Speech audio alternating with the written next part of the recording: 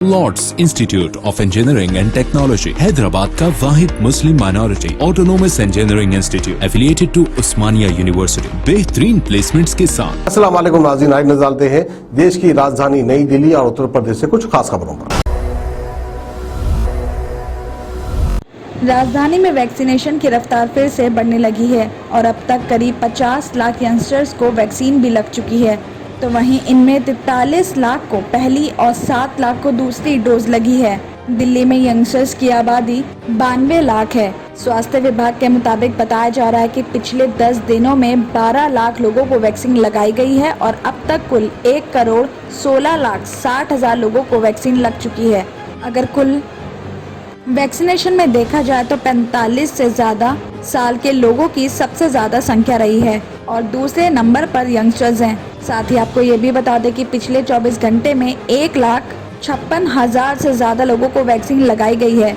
तो वहीं GTB hospital के डॉक्टर विनय कुमार का कहना है कि कोरोना की संभावित तीसरी लहर के खतरे को कम करने के लिए ज्यादा से ज्यादा लोगों का वैक्सीनेशन होना जरूरी है। फिलहाल राजधानी में वैक्सीनेशन की रफ्तार ठीक है, हालांकि इसे और बढ़ाना चाहिए। कोरोना के मामलों में लगातार कमी को देखते हुए दिल्ली सरकार के टूरिज्म डिपार्टमेंट ने उत्तरी दिल्ली की नैनी झील में फिर से नौका विहार शुरू करने की परमिशन दे दी है। इस झील को कोरोना की दूसरी लहर शुरू होने के बाद आम टूरिस्ट के लिए बंद कर दिया गया था।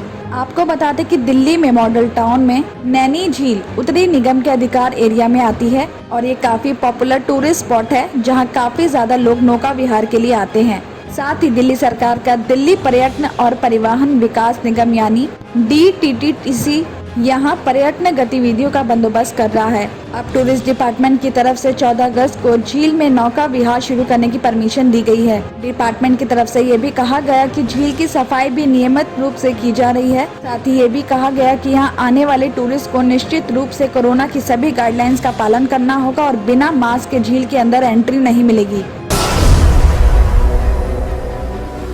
लाहौर में महाराजा रणजीत सिंह की प्रतिमा को तोड़े जाने की घटना को लेकर बुधवार यानी आज दिल्ली प्रदेश बीजेपी ने पाकिस्तान हाई कमीशन के सामने विरोध प्रदर्शन किया और जमकर नारेबाजी की। बीजेपी के दिल्ली प्रदेश अध्यक्ष आदेश गुप्ता ने कहा कि लाहौर में महाराजा रणजीत सिंह की प्रतिमा को क्षतिग्रस्त करने वाले हमलावरों की गिरफ्तारी होनी चाहिए। आपको बता दें कि लाहौर में कुछ दिनों पहले महाराजा रणजीत सिंह की प्रतिमा को हमलावरों ने तोड़ दिया था। सोशल मीडिया पर इसका वीडियो भी वायरल हो रहा है। तकरीक ए लबैक पाकिस्तान संगठन से जुड़े एक शख्स पर प्रतिमा तोड़ने का आरोप लगा है। साथ ही आपको ये भी बता दें कि लाहौर किले के बाहर बनी इस प्रतिमा का अनावरण जून 2019 में किया गया था। तब से लेकर अब तक ये तीसरी घटना है जब इस प्रतिमा के साथ तोड़फोड़ की गई है। इससे पहले 2 बार और प्रतिमा को नुकसान पहुंचाया गया है। इस घटना का जो ताज़ा वीडियो सामने आता है उसमें सफेद कुर्ता पैजामा और टोपी पहने एक शख्स नजर आ रहा है जो इस प्रतिमा को तोड़ रहा है। प्रतिमा पर हमला करते हुए वो शख्स नारे भी लगा रहा है। हालांकि वहां मौजूद लोगों ने शख्स को पकड़ लिया और पुलिस के हवाले भी कर दिया। बताया जा रहा है कि तहरीक लबैक पाकिस्तान की एक राजनीति पार्टी है। 2015 में इस पार्टी का गठन किया गया था, लेकिन पिछले साल इस पर प्रतिबंध लगा दिया गया था। उत्तर प्रदेश के हापुड़ जिले से हैरान करने वाली खबर सामने आई है। अपनी आंटी को हॉस्पिटल लेकर आए एक शख्स की अचानक तबीयत खराब हो गई और शख्स को डॉक्टर ने इंजेक्शन लगाया तो वो कुर्सी से गिरकर तड़पने लगा और कुछ ही देर बाद उसकी मौत हो गई। बताया जा रहा है कि गढ़ मुक्तेश्वर इलाके के गांव दोताई के रहने वाला साबिर की गर्भवती पत्नी रुश्ता को सोमवार की सुबह नगर के कोतवाली रोड के एक प्राइवेट हॉस्पिटल में डिलीवरी के लिए लाया गया था, जहां रुश्ता ने एक बच्ची को जन्म दिया, लेकिन कुछ ही देर बाद उस नवजात शिशु की मौत हो गई। रुश्ता की डिलीवरी कराने के लिए उसका एक भतीजा भी जिशान हॉस्पिटल लेकर आया था, जो उस टाइम मेडिकल स्टोर में बैठा हुआ था और बैठे बैठे अचानक जिशान की भी तबीयत बिगड़ने लगी, जिसे देखकर वहाँ के डॉक्टर्स ने एक इंजेक्शन लगाया और इंजेक्शन लगाते ही वो शख्स तड़पने लगा और कुर्सी से गिर गया और कुछ ही देर बाद उसकी भी मौत हो गई।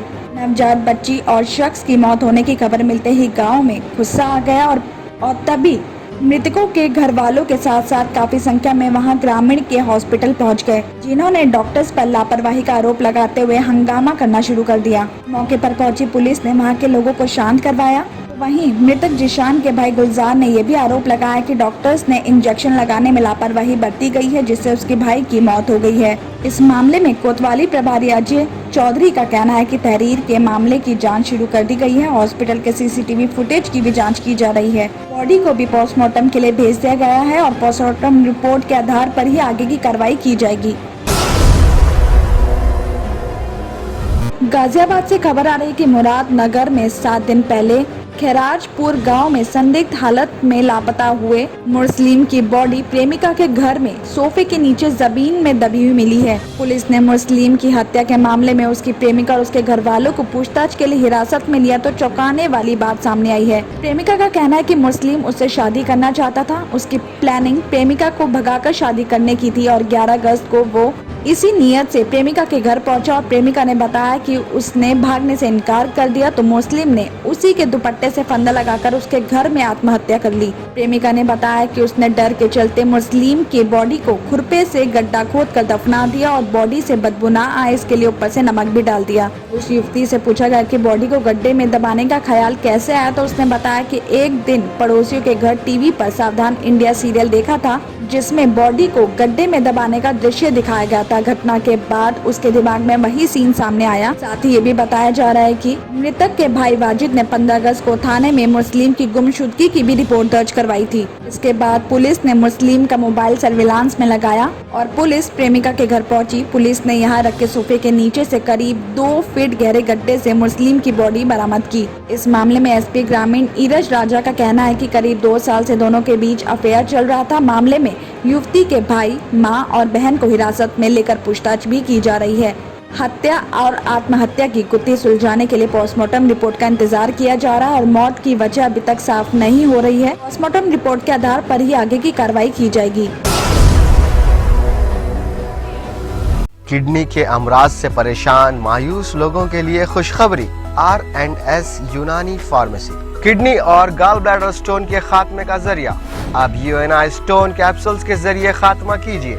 No operation, no side effects, 100% result. सिर्फ UNI स्टोन कैप्सूल से मुस्तहिक लोगों के लिए खुसूसी रियायत। फिर से पथरी न होने का मुकम्मल इलाज। दर्द, कॉन्स्टिपेशन और पुराने कब्ज से निजात पाइए। आज ही तशरीफ लाएं। R&S यूनानी pharmacy, first floor, syndicate bank, Bahadurpura x road, Hyderabad. Contact 9703 939 436 9063 383760।